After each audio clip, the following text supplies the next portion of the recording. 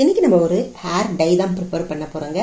இந்த hair dye பாருங்க எவ்வளவு கருமையா நம்மளுக்கு கிடைச்சிருக்கு. இந்த ஹேர் டையை நம்ம அப்ளை பண்ணிட்டு வந்தோம் அப்படின்னா ஒரே வாரத்துல இந்த ஹேர் டையோட ரிசல்ட்டை நீங்க பார்க்கலாங்க. உங்களுடைய நரைமுடிகள் எல்லாமே நல்லா கருமையா மாற ஆரம்பிச்சிடும். இப்போ வாங்க அந்த ஹேர் டை எப்படி ப்ரிப்பேர் பண்றது அப்படிங்கறத நம்ம பார்த்துடலாம்.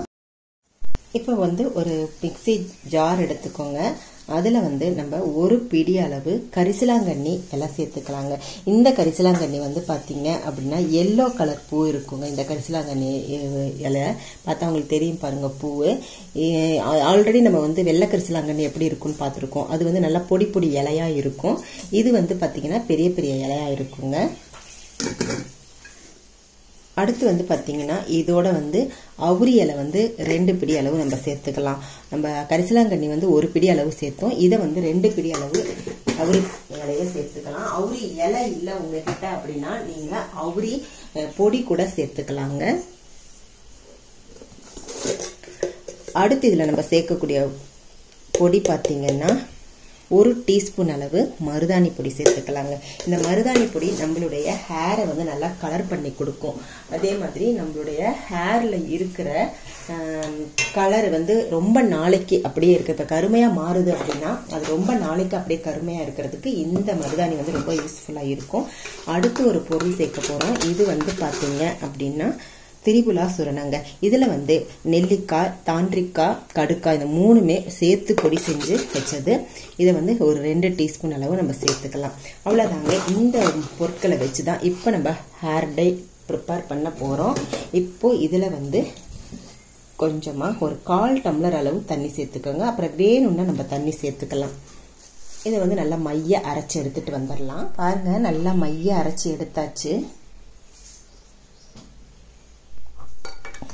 இப்போ இது ஒரு இரும்பு கடாயில சேர்த்தலாம். இந்த ஹேர் டையை நீங்க கண்டிப்பா இரும்பு கடாயில தான் சேர்க்கணுங்க. அப்பதான் நம்மளுக்கு 100% ரிசல்ட் கிடைக்கும். கொஞ்சமா தண்ணி ஊற்றி நம்ம அலசி இதுல ஊத்திடலாம். கன்சிஸ்டன்சி கரெக்டா இருக்கு. நம்ம ஹேர் டை அப்ளை பண்ற அளவுக்கு கன்சிஸ்டன்சி இருக்கு. அதனால நீங்க ரொம்ப ஜாஸ்தி தண்ணி ஊத்திடாதீங்க. இப்போ பாருங்க நம்மளுக்கு சூப்பரா ஹேர் டை கிடைச்சிருக்கு. இப்போ இதை நம்ம அப்படியே 1 ஹவர் அப்படியே மூடி வச்சிடலாம். உங்களுக்கு டைம் இருந்துச்சுன்னா நீங்க நைட்டு பூரா வைங்க. இது 1 ஹவர் மூடி வச்சாலே நல்ல ஒரு சூப்பரான ஒரு கருமையான கலருக்கு வந்துடும்.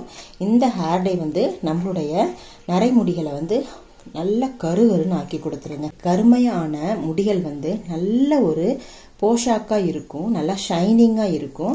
அதே மாதிரி இதுல சேர்த்திருக்கிற கரிசலாங்கண்ணி இலையும் அவுரி இலையும் நம்மளுடைய ஹேரை ரொம்ப நாளைக்கு அப்படியே கருமையா வச்சிருக்கிறதுக்கு ஹெல்ப் பண்ணுங்க. அவ்வளவுதான். இப்ப நல்லா மிக்ஸ் பண்ணியாச்சு. இதை நல்லா காத்து போகாம ஒரு மூடி போட்டு நம்ம மூடி வச்சிடலாம். காத்து போகக்கூடாதுங்க, ரொம்ப முக்கியம். காத்து போகாம நல்லா மூடி வச்சிருங்க. நம்ம ஒரு 1 ஹவர் கழிச்சு ஓபன் பண்ணி பார்க்கலாம். பாருங்க 1 ஹவர் ஆயிடுச்சு. சைடுல எல்லாம் பாத்தீங்கன்னா உங்களுக்கு தெரியும் பாருங்க, அப்படியே இந்த மாதிரி கருப்பா ஆயிட்டு இருக்கு பாருங்க. இது உங்களுக்கு இங்க பாருங்க உள்ள எல்லாம் நல்லா பிளாக் ஆயிட்டு இருக்கு.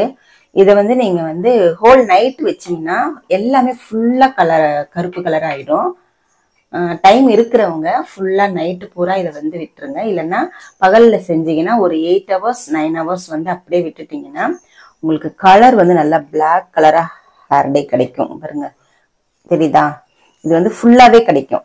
அப்போ இன்னும் கொஞ்சமே நம்மளுக்கு நல்ல ரிசல்ட் கிடைக்கும்.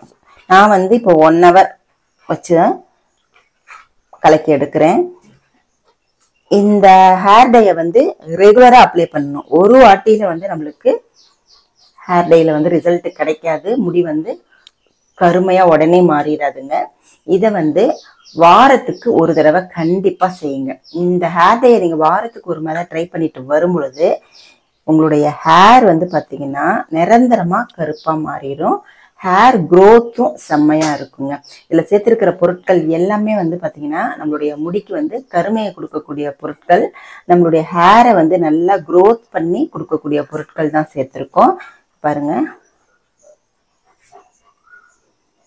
இது உங்களுக்கு ஸ்மெல் பாத்தீங்கன்னா அவ்வளோ வாசனையா இருக்கு. இதில் சேர்த்துருக்கிற பொருட்கள் வந்து பார்த்தீங்கன்னா நேச்சுரலான இன்க்ரீடியன்ட்ஸ்ன்றதுனால நம்மளுக்கு எந்த விதமான சைடு எஃபெக்டும் வராது. இந்த ஹேர் டேயை வந்து நீங்கள் ட்ரை பண்ணி பாருங்கள். அது வந்து வேற ஒரு தட்டில் நான் மாற்றிடுறேன். பாருங்க, நல்லா கலர் சேஞ்ச் ஆகி வந்திருக்கு பாருங்க. இதை நீங்கள் ஹோல் நைட் வைக்கும்போது இன்னுமே நல்லா கலர் சேஞ்ச் ஆகும். இப்போ நம்ம அப்ளை பண்ணுறத பார்க்கலாம்.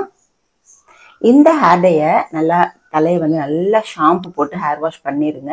அதுக்கப்புறமா நீங்கள் நல்ல வேர்க்காலெல்லாம் படுற மாதிரி இந்த மாதிரி நல்லா தடவி விடுங்க. ஃபுல்லாக ஹேர் ஃபுல்லாக தடவிடணும். அதுக்கப்புறமா ஒரு 2 hours அப்படியே விட்டுடுங்க. அதுக்கப்புறமா நார்மல் வாட்டரில் ஹேர் வாஷ் பண்ணுங்க. இப்போ பாருங்கள், நீங்கள் பார்த்த முடியில வந்து பார்த்தீங்கன்னா வெள்ளை முடி, ப்ரௌன் முடி இதெல்லாம் இருந்துச்சு இல்லையா? இப்போ பாருங்கள் நல்லா கருன்னு மாறி இருக்கு. இந்த மாதிரி நீங்கள் ரெகுலராக பண்ணிட்டு வரும்போது மட்டுமே இப்படி வந்து கலர் வந்து சேஞ்ச் ஆகிட்டே வரும். கொஞ்சம் கொஞ்சமாக சேஞ்ச் ஆகிட்டு வரும். செய்து பாருங்கள். செய்து பார்த்துட்டு எப்படி இருக்கு அப்படின்றத கமெண்ட் செக்ஷனில் மறக்காமல் சொல்லுங்கள். இந்த வீடியோ உங்களுக்கு யூஸ்ஃபுல்லாக இருந்துச்சுன்னா லைக் பண்ணிக்கோங்க. நம்மளுடைய சேனலை சப்ஸ்கிரைப் பண்ணிக்கோங்க. தேங்க்யூ.